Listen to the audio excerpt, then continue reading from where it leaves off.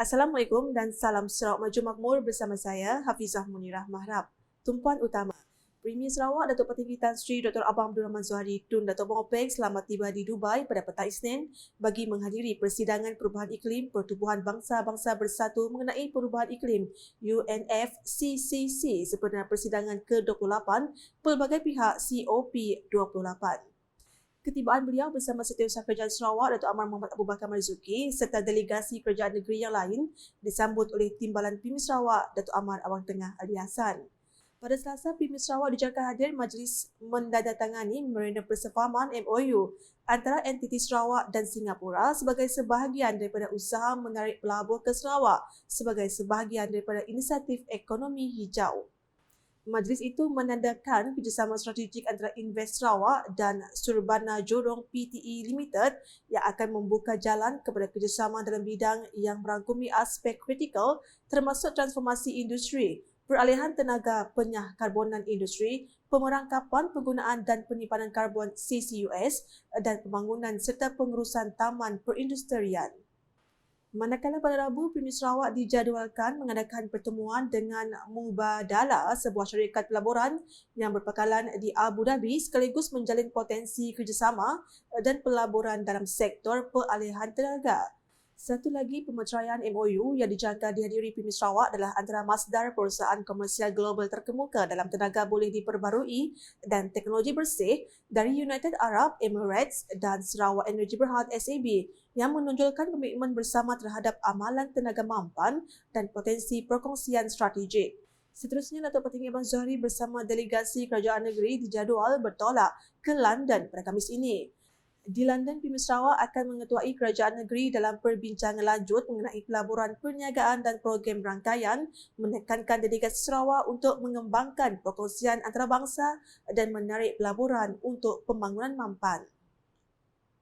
Laporan seterusnya, Sarawak Energy terus membuktikan kebolehan mereka dalam menrajui tenaga boleh diperbarui di peringkat dunia setelah menandatangani Memorandum Kerjasama MOC 4 hala bersama Bursa Carbon Exchange BCX, Hydropower Sustainability Alliance SCA dan IREX Standard Foundation IREX Standard pada COP28 di Dubai pada Isnin. Ketua Pegawai Eksekutif Bursa Malaysia, Datuk Muhammad Umar Swift berkata Sarawak Energy sangat komited untuk mendapatkan sijil standard kelestarian tenaga hidro untuk semua loji kuasa hidro milik mereka. Katanya melalui satu kenyataan media yang dikeluarkan pada Isnin, Bursa Malaysia berbesar hati apabila Sarawak Energy menandatangani MOC ini bersama pihaknya memandangkan mereka adalah pembekal tenaga boleh diperbarui yang sangat penting di Malaysia. Dalam kenyataan sama, Ketua Pegawai Eksekutif Kumpulan Sarawak Energy, Datuk Syarbini Suhaili berkata, sejak pelancaran sijil tenaga boleh diperbarui REC pada tahun 2019, Sarawak Energy telah menyokong pelbagai pemain dari industri yang berbeza dalam perjalanan kelestarian mereka melalui mekanisme REC. Katanya MOC yang telah dimeterai akan memperkasakan semua pihak berkepentingan dengan menggalakkan kesedaran mengenai tenaga boleh diperbarui dan kemampanan di samping memperkukuh kuasa hidro Sarawak sebagai sumber penting tenaga boleh diperbarui dan mampan di Malaysia. Kenyataan sama memberitahu MOC 4 hala itu menghimpunkan kerjasama antara organisasi Malaysia dan antarabangsa dalam membuka jalan bagi penawaran REC di Bursa Carbon Exchange, sebuah bursa pasaran karbon sukarela Malaysia. Sementara itu, Kerajaan Sarawak melalui Kementerian Pembangunan Wanita, Kanak-kanak dan Kesejahteraan Komuniti Sarawak KPWK komited untuk mengurangkan kehamilan remaja dan pembuangan bayi di negeri ini. Menteri Pembangunan Wanita, Kanak-kanak dan Kesejahteraan Komuniti Sarawak Datuk Seri Fatimah Abdullah memberitahu kementeriannya telah menganjurkan pelbagai program advokasi dan kesedaran sebagai usaha mengurangkan kes kehamilan remaja. Sejak tahun 2016, as I said, we started to look at this issue and then through programs seperti program kesedaran dan advokasi pendidikan seksual KAPS. And our target group is students, even PIBG, and then ketua masyarakat, ketua kaum, and realizing also that some of these young mothers ni, mereka berhenti sekolah sebelum mereka mengandung, maknanya they have dropped out from school. So we also organize programs not only for students in the school but also those in the community. Maknanya dia tidak bersekolah lagi tapi berada di dalam community. Jadi kita bawa juga. Beliau berkata demikian semasa sidang media mengenai isu pembuangan bayi di pejabatnya di bangunan Baitul Makmur 2 Kuching pada Isnin.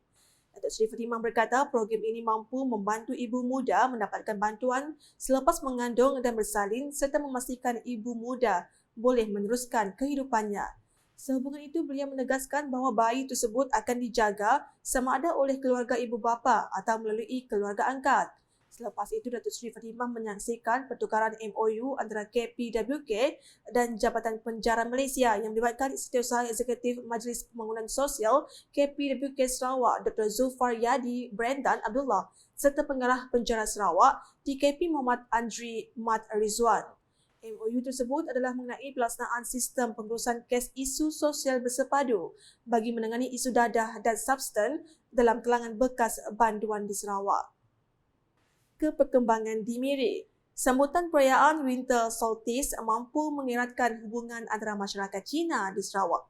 Menteri Pengangkutan Sarawak Datuk Seri Lee Kim Shin menggesa masyarakat agar terus memelihara, mengekalkan serta mempromosikan keunikan budaya dan tradisi agar tidak pupus ditelan peredaran waktu. Beliau berkata demikian semasa berucap pada majlis sambutan perayaan Winter Solstice pada Ahad. Dalam hal itu, sambutan perayaan tersebut merupakan aktiviti tahunan bagi Persatuan Cina Bersekutu FCA bahagian Miri dan bertujuan untuk menjamin hubungan silaturahim dalam kalangan ahli-ahli FCA bahagian Miri. Difahamkan program itu telah berjaya menarik 24 kumpulan yang melibatkan 120 peserta terdiri daripada FCA bahagian Miri untuk menyertai acara membuat Tang Yuan bersama sambutan perayaan tersebut. Manakala pelaksanaan satu entiti air merupakan pelan jangka panjang kerajaan Sarawak bagi menyelesaikan isu bekalan air menjelang tahun 2030.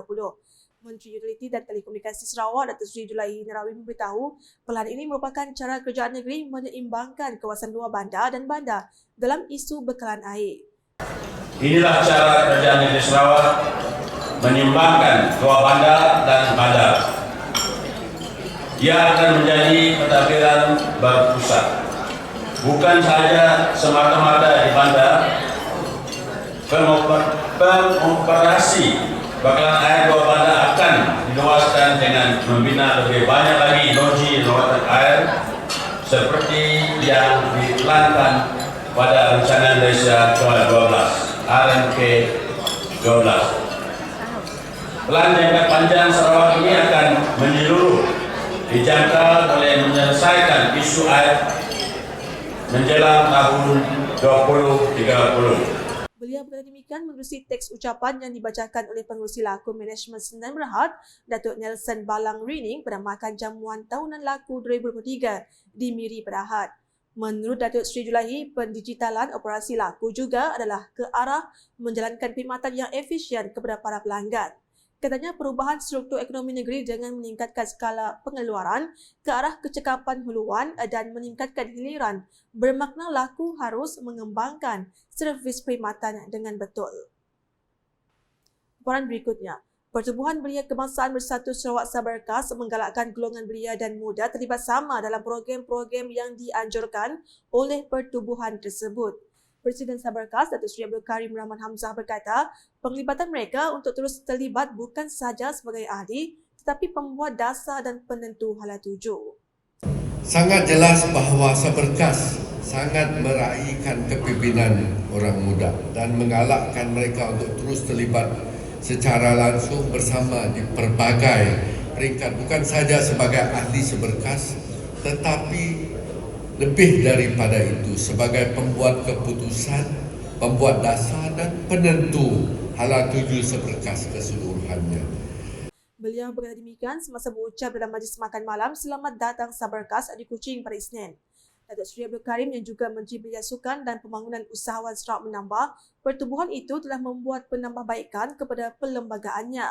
Justru dia berharap agar semua delegasi dapat memutuskan dengan penuh hikmah dan praktikal calon yang bakal bertanding berdasarkan kredibiliti dan kebolehan masing-masing. Seberkas is slightly unique. Slightly unique di mana daripada unit bawah di cawangan sehingga ke pusat yang ada kota-kota tertentu. Kota-kota tertentu yang mana 70% ahli jawatan kuasa mestilah dipenuhi oleh mereka yang berumur 40 tahun ke bawah. Sekian edisi tengah hari bersama saya, Fiza Munirah. Berita berlanjut boleh didapati di semua platform media sosial UKAS termasuk portal ukas.sarawak.gov dan UKAS channel di YouTube. Buletin tengah hari ini diakhiri dengan pameran video mengenai VC Premier 2030, Revenue Re-engineering DBOS and Development Funding. #Singaran Informasi Rakyat, Salam UKAS.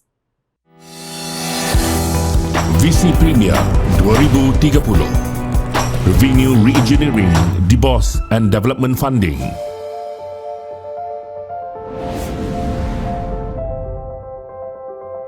Kerajaan Sarawak mematuhi plan yang bertanggungjawab dari segi kewangan untuk memastikan negeri ini lebih selamat, terjamin, berdaya tahan dan makmur. Di bawah plan ini, sebahagian besar peruntukan telah ditetapkan untuk pembangunan infrastruktur seperti jalan raya dan jambatan, pelabuhan dan infrastruktur sungai, khususnya di luar bandar, untuk program transformasi luar bandar, projek rakyat dan untuk program grid bekalan air Sarawak untuk kawasan yang mempunyai tekanan rendah di luar bandar. Penubuhan Bank Pembangunan Sarawak DBOS pada 3 November 2017 untuk menyediakan dana alternatif kepada pembangunan menggunakan model keuangan yang baru. DBOS ditubuhkan sebagai model pembiayaan alternatif baharu bagi Kerajaan Sarawak untuk membiayai projek-projek pembangunan.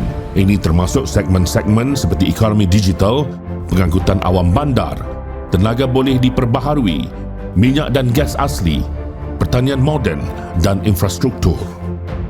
We have to complain all the time and do nothing for ourselves. With this reminder and with full hope for the future, I have the pleasure to launch Sarawak First and very own development bank, the Development Bank of Sarawak, DBOS. Thank you very much. DBOS memberi tumpuan kepada pembiayaan projek-projek strategik untuk mentransformasi Sarawak, akan sentiasa mengenal pasti peluang dalam kewangan hijau dan mengamalkan objektif berkaitan alam sekitar, sosial dan tadbir urus ESG dalam perniagaan. Jumlah aset milik Bank Pembangunan Sarawak mencecah 9.47 bilion ringgit dengan pendapatan terdahulu kira-kira 130.5 juta ringgit setakat Oktober 2022. DBOS telah dilancarkan pada 2017 dengan model berbayar berjumlah 500 juta ringgit dari dana Rizab Sarawak.